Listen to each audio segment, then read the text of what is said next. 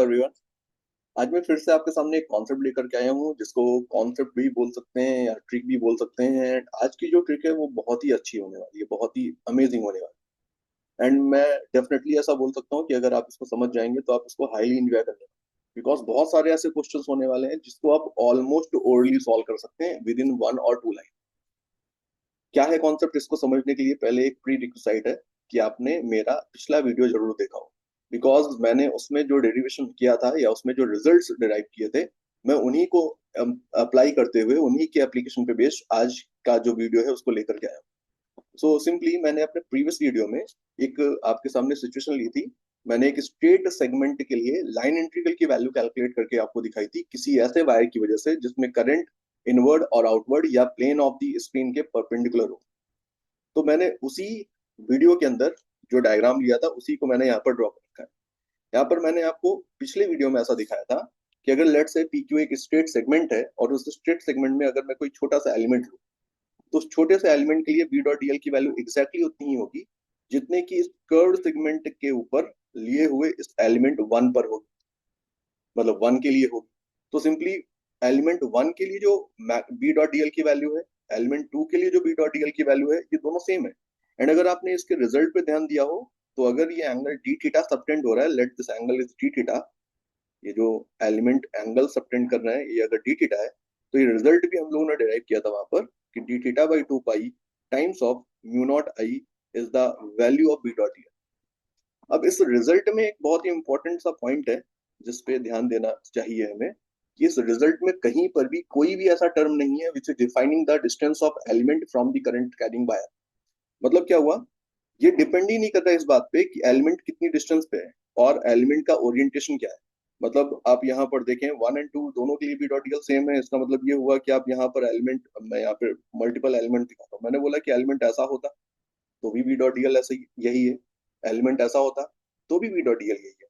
इन दोनों लाइंस के बीच में आप एलिमेंट कहीं पे भी ले लीजिए, अगर angle subtended by the element same है तो आपको हर बार इन सारे एलिमेंट्स के लिए इस करंट की वजह से बी डॉट डी एल की वैल्यू सेम ही मिलने वाली है। और अगर आपको ये पॉइंट हिट कर रहा है तो हमारा आज का जो टॉपिक है उसमें सिंपली हम इसी ट्रिक को यूज करने जा रहे हैं। मैंने आपके सामने हेडिंग डाली हुई है कि आज हम बात करने वाले हैं किसी आर्बिट्री कर्व के लिए line integral of magnetic field कितना होगा। तो उसको समझाने के लिए मैंने आपके सामने ये डायग्राम ले लिया है। इस डायग्राम में मैंने आपको एक पी क्यू सेगमेंट दिखाया हुआ है and that P Q segment is not a straight line this time, एक आर्बिट्री कर्व है कोई। अब इस आर्बिट्री कर्व के लिए लाइन इंटीग्रल की वैल्यू कितनी होगी, सिमिलर उसी तरीके का केस है जिसमें करंट कैरिंग वायर मैंने लिया हुआ है and that is carrying the current inward. अब आप सेम कॉन्सेप्ट यहाँ पर अप्लाई कर सकते हैं। आपको दिखेगा कि यहाँ पर इस पूरे पूरे सेगमेंट में, मतलब इस पूरे पूरे कर्व पर आप कहीं भी कोई भी एलिमेंट लीजिए, इसके लिए बी डॉट डीएल उतना ही होगा जितना कि इसके लिए। सेम ऐसे ही इसके लिए उतना ही होगा जितना कि यहाँ वाले के लिए। मतलब इसको दिखाने के लिए मैंने एक और डायग्राम ड्रॉ किया हुआ है आगे। इस डायग्राम में आप ज्यादा आसानी समझ जाएंगे कि मैं बात क्या कर रहा हूँ। ये है बी, ये है क्यू। आप देख सकते हैं ये सारे के सारे एलिमेंट्स, इसके लिए बी डॉट डीएल उतना ही है जितना इसके लिए, इसके लिए उतना ही है जितना इसके लिए। इन सब के करस्पॉन्डिंग जो बी डॉट डीएल है वो सेम ही है, करस्पॉन्डिंगली सेम है। सो दैट पूरे के पूरे कर्व सेक्शन के लिए जो बी डॉट डीएल है ये एग्जैक्टली उतना ही है जितना कि इसके लिए। मतलब क्या हुआ, मुझे अगर इस कर्व सेक्शन पी क्यू के लिए लाइन इंटीग्रल कैलकुलेट करना है तो मुझे और कुछ भी करने की जरूरत नहीं है। मैं सीधे सीधे इस इस सर्कुलर आर्क के लिए बी डॉट डीएल का इंटीग्रल कैलकुलेट करने वाला हूँ और जस्ट वही मेरा आंसर हो जाएगा। एंड बी डॉट डीएल का इंटीग्रल कैलकुलेट कैसे करेंगे ये भी मैंने लास्ट वीडियो में बताया था कि आपको उसके लिए केवल ये एंगल देखना है कि एंगल कितना है। If this angle is alpha let's say, then alpha by 2 pi fraction of mu naught I is the net line integral for this straight section PQ. Simply. सो यही हमारा आंसर हो गया। हमें और कुछ भी मैथमेटिक्स लगाने की जरूरत नहीं है, हमें किसी भी चीज की जरूरत नहीं है, हम सीधे सीधे ये रिजल्ट लिख सकते हैं। अगर आपको ये कॉन्सेप्ट अच्छा लगा है और आप समझ गए तो बहुत अच्छी बात है। एंड फिर भी मैं आपको यहाँ पर इसकी एप्लीकेशन के ऊपर बेस्ड 2 प्रॉब्लम लेकर के दिखा, और वो दोनों प्रॉब्लम बहुत ही अच्छी हैं। अगर आपने इस कॉन्सेप्ट को नहीं समझा है तो उसको सॉल्व करना आपके लिए बहुत टफ होने वाला। तो क्या है प्रॉब्लम, चलिए देखते हैं आगे।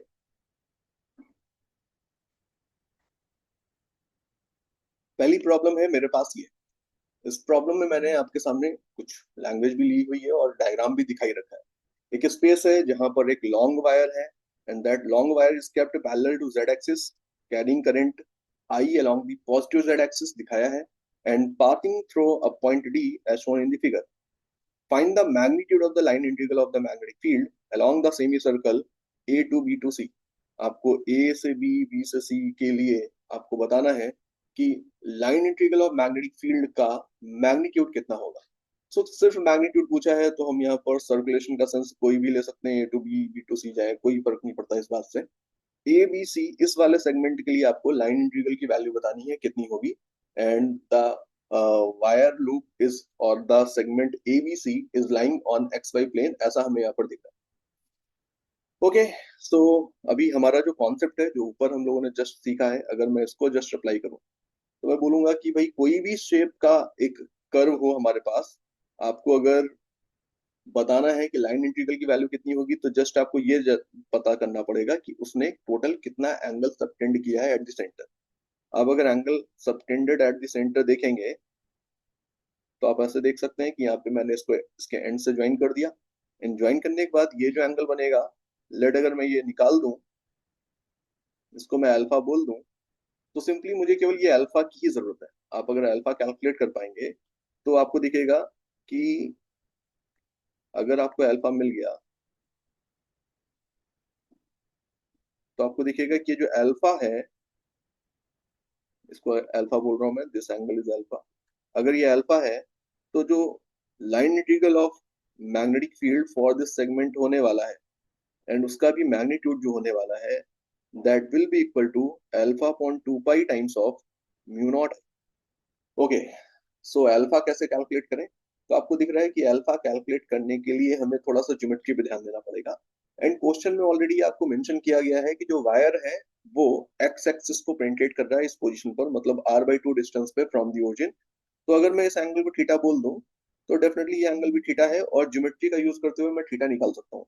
अब फ्रॉम दिस ट्रायंगल आप लिख सकते हैं, फ्रॉम दिस ट्रायंगल अगर आप देखें तो आप लिख सकते हैं कि यहाँ पर ये वाली जो लेंथ है ये r है, और ये वाली लेंथ r/2 है। तो मैं tan थीटा लिख रहा हूँ फ्रॉम दिस ज्योमेट्री। तो tan थीटा इक्वल हो गया है, tan थीटा इक्वल हो गया है r upon r/2, that is 2। तो थीटा इक्वल आ गया है tan इनवर्स 2। थीटा की वैल्यू मैंने निकाल दी। एंड अब आपको दिख रहा है कि alpha is nothing but equal to 2 pi minus 2 theta. So अगर मैं आंसर लिखूंगा, लाइन इंटीग्रल की वैल्यू लिखूं अपना, तो लाइन इंटीग्रल की जो वैल्यू होने वाली है, यहाँ से यहाँ से अगर लाइन इंटीग्रल की वैल्यू लिखूं मैं, तो मुझे दिख रहा है कि ये लिखने के लिए आपको केवल अल्फा चाहिए था। अल्फा की वैल्यू है 2 pi minus 2 theta by 2 pi multiplied by mu naught I. मतलब हमारा आंसर बस यही हो गया, this is 1 minus theta by pi. Theta means 1 minus theta by pi into mu naught I, and where theta is nothing but equal to tan inverse 2। यही हमारा answer हो गया। तो आपको दिख रहा है कि बहुत ही आसानी से हमने बिना किसी मैथमेटिकल कंप्यूटेशन के हमने सीधे सीधे यहाँ पर आंसर लिख दिया है अपने उसी लॉजिक के बेसिस पर। ओके, ऊपर वाला जो रिजल्ट है उसको देखने का या उसको डिराइव करने का एक और तरीका है, and this method is even more simpler. क्या है ये मेथड? तो मैं आपको यहाँ पर जस्ट डायग्राम ड्रॉ करके दिखा रहा हूँ, फिर हम लोग बात करते हैं इस पे। मैंने यहाँ पर बोला कि लेट्स से एक करंट कैरिंग वायर है, एंड ये करंट कैरिंग वायर में अपने सराउंडिंग में डेफिनेटली फील्ड लाइंस बना रहा है। मैंने इन फील्ड लाइंस को दिखाया हुआ है। मैं यहाँ पर फील्ड लाइंस को शो कर रहा हूँ, इस तरीके से फील्ड लाइंस यहाँ पर बन रही है। मान लेते हैं मल्टीपल फील्ड लाइंस यहाँ पे बन रही है। मेरा फील्ड लाइन दिखाने का मतलब बहुत ही आसान सा है कि मैं क्यों दिखा रहा हूँ फील्ड लाइन, आपको अभी आइडिया लग जाएगा। देखिए इस तरीके से अगर मैं मल्टीपल फील्ड लाइंस दिखाऊं और फिर मैं एम्पियर सर्कुलर लॉ यूज करता हूँ फॉर दिस क्लोज्ड पार्ट, देखिएगा बहुत ही मजेदार कॉन्सेप्ट है। अगर आप इसको समझेंगे तो आपको ये उससे भी ज्यादा अमेजिंग दिखने वाला है। मैंने बोला कि आप इस वाले पूरे के पूरे सेगमेंट को लीजिए, पूरे के पूरे ये जो ब्लू लाइंस हैं इनको भी मैंने कवर करते हुए एक क्लोज्ड लूप कंसिडर किया है इस बार। और मैं इस क्लोज्ड लूप को एम्पीरियल लूप बोल रहा हूँ। एंड आपको दिखेगा कि फॉर दिस एम्पीरियल लूप मैं इसको नाम दे रहा हूँ कुछ, closed loop, for closed loop O P Q O. मैं इस पूरे पूरे क्लोज लूप की बात कर रहा हूँ। फॉर दिस क्लोज लूप, ये जो line integral of magnetic field होगी फॉर दिस क्लोज लूप, ये डेफिनेटली म्यू नॉट टाइम्स होनी चाहिए आई इनक्लोज के।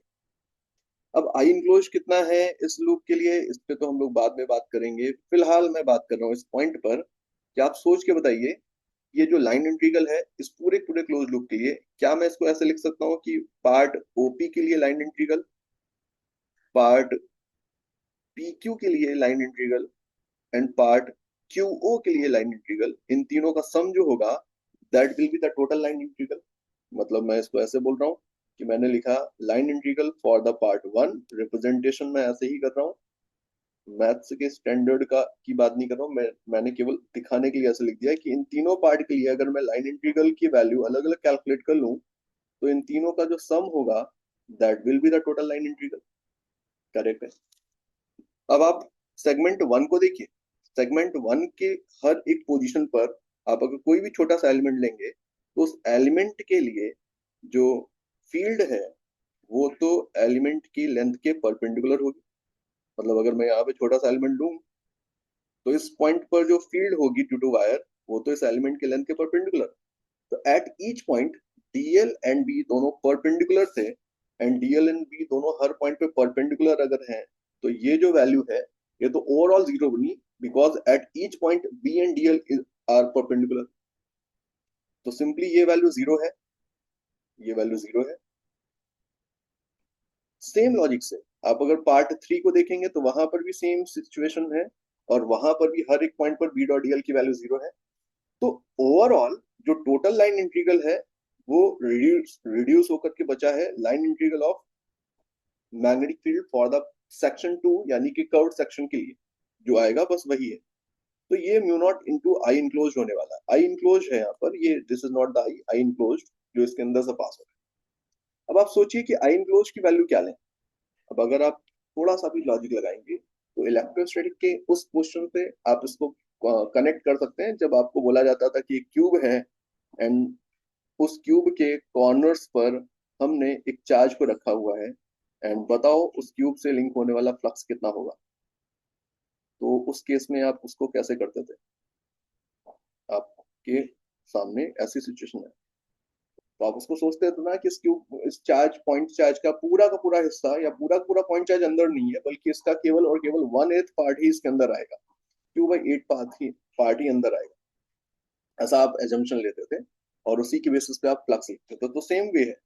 अब अगर यहाँ पे सोचे तो ये वायर थिन जरूर है, लेकिन क्या ये पूरा का पूरा जो वायर है इसका जो पूरा पूरा करंट है, जब आप माइक्रोस्कोप के लिए देखेंगे तो इसका पूरा का पूरा जो क्रॉस सेक्शन है क्या वो अंदर आ रहा होगा। तो आंसर है नहीं, इसका कुछ पार्ट ही अंदर आएगा। और कितना पार्ट अंदर आएगा, कितना वाला, सिर्फ ये वाला पार्ट, सिर्फ ये वाला पार्ट इसके अंदर आने वाला। तो आप इस पूरे पूरे क्रॉस सेक्शन में करंट कितनी फ्लो हो रही है ये जानते हैं। इन पूरे पूरे क्रॉस सेक्शन से जाने वाली करंट आई है, तो इस वाले क्रॉस सेक्शन से जाने वाली करंट कितनी, तो आपको यही तो निकालना है।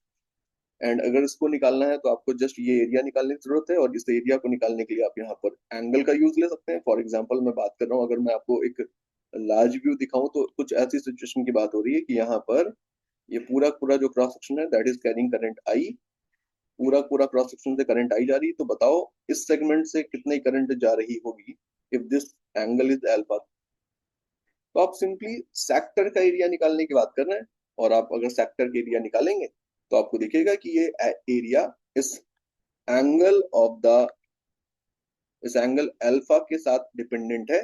तो आप सीधे सीधे अगर एरिया निकालेंगे तो आपको दिखेगा कि अल्फा अपॉन 2 पाई टाइम्स, मतलब फ्रैक्शन ऑफ द एरिया निकाल रहा हूं मैं, तो that fraction of the area will be equal to alpha upon 2 पाई।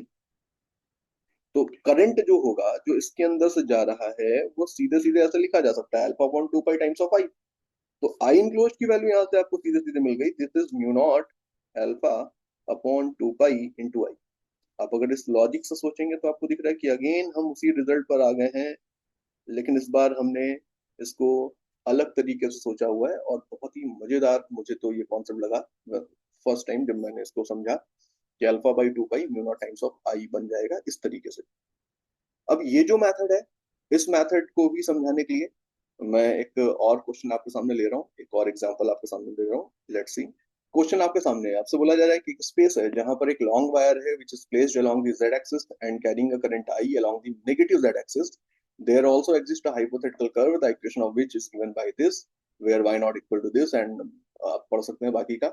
आपसे बोल रहा है find the line integral of magnetic field P dot dl का इंटीग्रेशन हो रहा है x इक्वल टू 0 से x इक्वल टू इनफाइनाइट के लिए along the given hypothetical curve for x equal to 0 to x equal to infinite. Question में exactly ये given था। मैंने यहाँ पर क्वेश्चन को पढ़ करके ये जो इक्वेशन है इसको देखते हुए मैंने ये एक ग्राफ प्लॉट कर दिया है या मैंने एक कर्व को दिखा दिया है कि एक सिचुएशन ऐसी है हमारे सामने कि जो करंट है वो इनवर्ट जा रहा है, ऐसे आई करंट इनवर्ट जा रहा है एंड कर्व आपको ऐसा दिख रहा है। देन यहाँ पर आपको दिख रहा है कि आपको इस कर्व के लिए लाइन इंटीग्रल की वैल्यू बतानी। आप दोनों मेथड से आगे बढ़ सकते हैं इस क्वेश्चन को सॉल्व करने के लिए। फर्स्ट मेथड से आगे बढ़ेंगे तो आपको आपका कॉन्सेप्ट कहता है कि आपको इस वायर के दोनों एंड्स को ज्वाइन कराना है। फॉर एग्जांपल इसको ज्वाइन कराएं अगर, तो एक एंड तो ऑलरेडी ज्वाइन हो रहा है और दूसरे एंड को जब ज्वाइन कराएंगे तो दूसरा एंड ज्वाइन होने के लिए आपको इनफाइनिट पे ले जाना है। और अगर आप इसको इनफाइनिट पे ले जा रहे हैं, सेगमेंट को इनफाइनिट पे ले जा रहे हैं, तो डेफिनेटली ये इनफाइनिट पे जाने का मतलब है कि ये line joining parallel to X axis चली जाने वाली है। एंड देन आपको चाहिए केवल और केवल ये एंगल अल्फा। हम उसी फर्स्ट मेथड से जा रहे हैं अपने। फर्स्ट मेथड हमारा कह रहा है कि किसी भी आर्बिट्री शेप का वायर है उसके या कर्व है, आप उसके दोनों एंड्स को ज्वाइन कराइए करंट से, जो एंगल सबटेंड हो रहा है उसको अल्फा बोल दीजिए। देन जो लाइन इंटीग्रल की वैल्यू होगी वो simply alpha by two pi times of mu naught I हो जाएगी।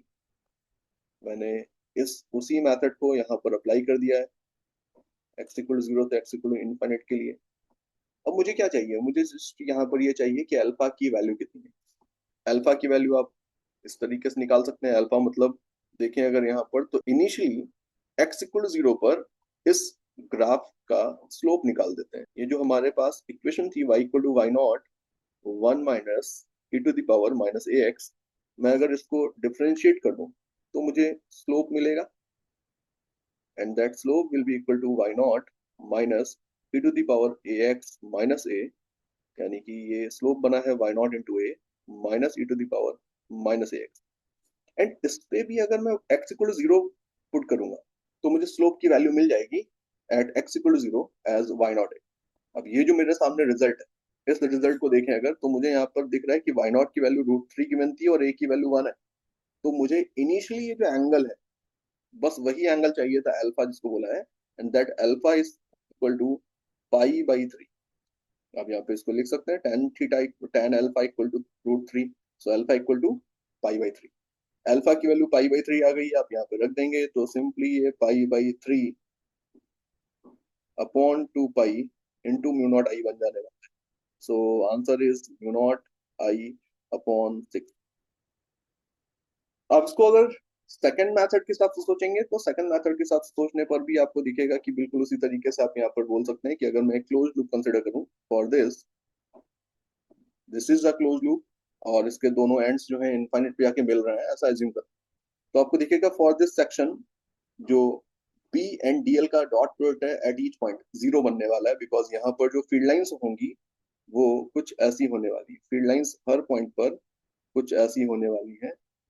इस तरीके से आप यहाँ पर ड्रॉ कर सकते हैं, हर पॉइंट पे फील्ड लाइन परपेंडिकुलर थी एलिमेंट के। सो बी डॉट डी एल की वैल्यू इसके हर एक पॉइंट पे जीरो है, तो जस्ट इसके लिए बी डॉट डी एल आपको चाहिए, वही बी डॉट डी एल की वैल्यू हो जाएगी for this close loop. And अभी यहाँ पर आपको केवल ये पता करना है कि करंट का कितना फ्रैक्शन है जो इस क्लोज लूप के अंदर अंदर से जा रहा है, एंड करंट का वो फ्रैक्शन जो इस क्लोज लूप के अंदर जा रहा है उसको निकालने के लिए आपको जस्ट यहाँ पर इस सेक्टर का एरिया चाहिए। अगर आपको ये एंगल मिल जाएगा तो आप अगेन सिंपली यहाँ पर ये जो आई इनक्लोज है उसको निकालते हुए इसको सॉल्व करके आंसर तक पहुंच सकते हैं। ओके, अगर आप इस क्वेश्चन का मैथमेटिकल सॉल्यूशन देखना चाहते हैं कि अगर हम एग्जैक्टली हर एक पॉइंट पर एक एलिमेंट लेते हुए और वहां पर फील्ड लेते हुए उसको डॉट प्रोडक्ट करने के बाद इंटीग्रेट करते हुए सॉल्व करेंगे तो क्या एग्जैक्टली यही रिजल्ट मैच करेगा, अगर आप जानना चाहते हैं तो मैंने एक अपना टेलीग्राम चैनल का लिंक दे रखा है, आप उसको चेक कर सकते हैं। वहां पर जाकर के आपको इसका मैथमेटिकल सॉल्यूशन भी मिल जाएगा, फंडामेंटली सॉल्व करने पर जो आपको मिलेगा। That method is going to be a very lengthy method and but definitely आपको एक कॉन्फिडेंस देगा कि हाँ, रिजल्ट्स मैच कर रहे हैं दोनों तरीके से। So okay, thank you.